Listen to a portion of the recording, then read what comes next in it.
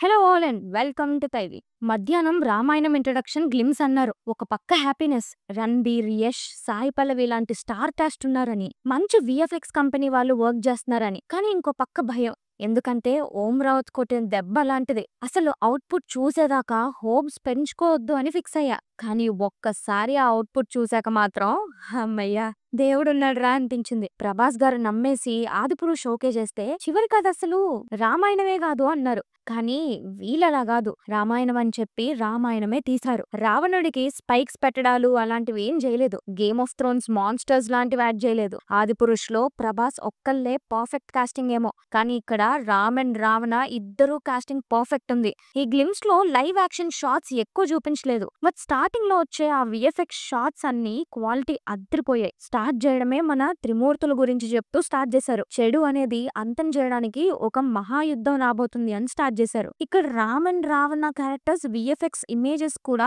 తోపున్నాయి. And ఇక్కడ నుండి start అయిందండి పర్ఫెక్షన్. అసలు one of the most beautiful title cards ever for an Indian film అనిపించింది. హిందీ స్క్రిప్ట్ అక్క నుండి ఆరో వచ్చి ఇంగ్లీష్ లోకి చేంజ్ అవడం, అండ్ ఈ గ్లిమ్స్ చూసాక అయితే ఒక్కటే అనిపించింది, ఈసారి టార్గెట్ మిస్ అయ్యేదే లేదని. అసలు యానిమల్ లాంటి రోల్ తర్వాత రణ్బీర్ ఇట్లా చేస్తున్నాడంటే చాలా నెగిటివ్ రియాక్షన్స్ వచ్చాయి. కానీ లాస్ట్ లో వచ్చే ఆ ఒక్క చిన్న షాట్ తోనే రణ్బీర్ తను ఎంత తోప్ యాక్టర్ నిరూపించారు. రాముడు రోల్ కి పర్ఫెక్ట్ గా సెట్ అయ్యారు. కానీ సర్ప్రైజ్ అంటే రావణుడు క్యారెక్టర్ యష్ చేయడమే. లిటరలీ 2 షాట్స్ ఉన్నాయంతే ఆయనవి, కానీ ఆ 2 షాట్స్ తోనే ఈయన ఎలాంటి విలనిజం చూపించబోతున్నారో అర్థమైపోయింది.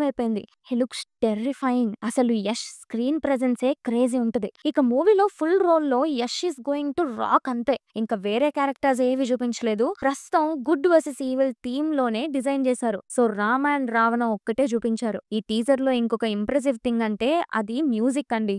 బ్యాక్గ్రౌండ్ స్కోర్ ఇచ్చి పడేసింది. ఆల్రెడీ ఏఆర్ రెహమాన్ క్వాలిటీ మనకి తెలుసు, కానీ ఈసారి హ్యాన్స్ జిమ్మర్ క్వాలిటీ కూడా యాడ్ అయింది. హాలీవుడ్ సినిమాలు చూసే వాళ్ళకి తెలుస్తది హ్యాన్స్ జిమ్మర్ రేంజ్ ఏంటో.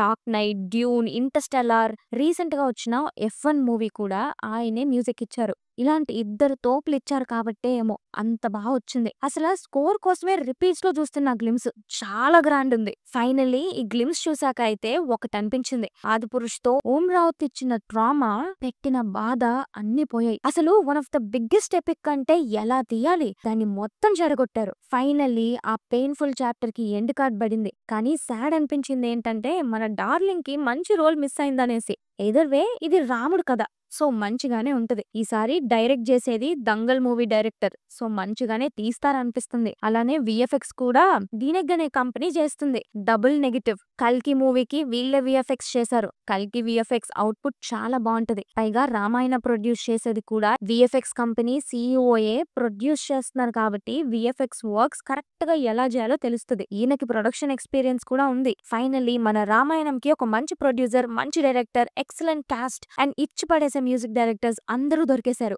ఈసారి క్వాలిటీ ఇంటర్నేషనల్ రేంజ్ లో ఉండబోతుందని అర్థమైంది. పైగా ఈ మూవీ ఫిల్మ్డ్ ఫర్ ఐమాక్స్ అన్నారు. మనం చూసిన ఆ 2-3 షాట్స్ లోనే ఆ క్వాలిటీ తెలుస్తుంది. ఇంకా ఫైనల్ ప్రోడక్ట్ వచ్చే టైం కి చాలా బెటర్ అవుద్ది. ఐఎమ్ హైప్డ్ అండ్ హోప్ఫుల్ ఇలాంటి ఒక మంచి స్టోరీకి ఒక మంచి ట్రీట్మెంట్ రాబోతుంది అని. So that's for the video guys. If you like it, please like, share and subscribe to Thai View and hit the bell icon for more updates. Thanks for watching. This is Team Thai View signing off.